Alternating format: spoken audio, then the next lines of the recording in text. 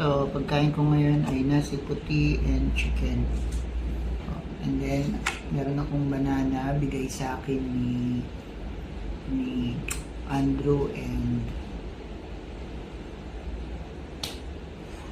Sela. So, thank you very much, Andrew and Sela, for the banana. Then, I eat nasi puti with sambal. So, sa buong maghapon, ito lang kinain ko. Medyo masama ang pakiramdam, pero kailangan maging okay.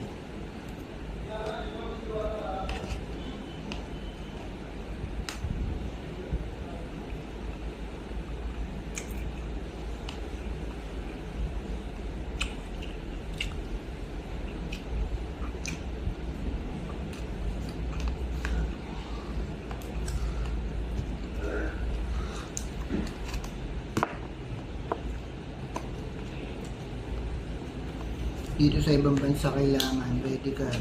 Pag nagkasakit ka, hindi ka pwede magkasakit ng matagal. Pag nagkasakit ka ngayon, gumaling ka kaagad. Para yung sakit mo, off day mo lang. Tulad ngayon, nagkasakit ako. Off day ko, in-off day ko lang.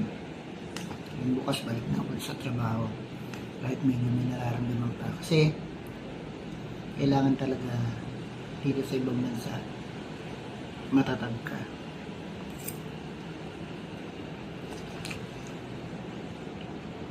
Kaya pwede hindi malatag. Gusto ko katawan mo.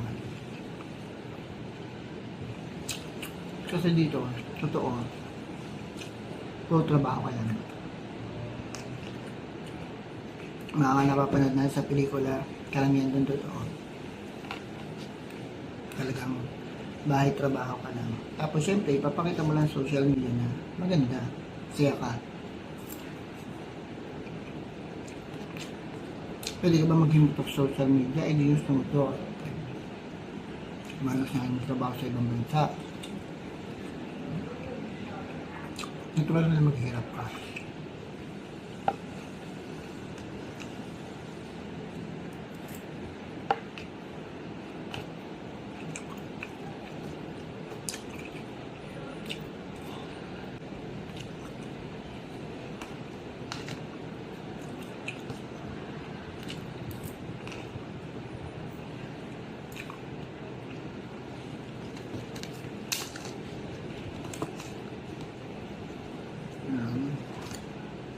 Sarap yung chicken. Ang masarap yung sambal.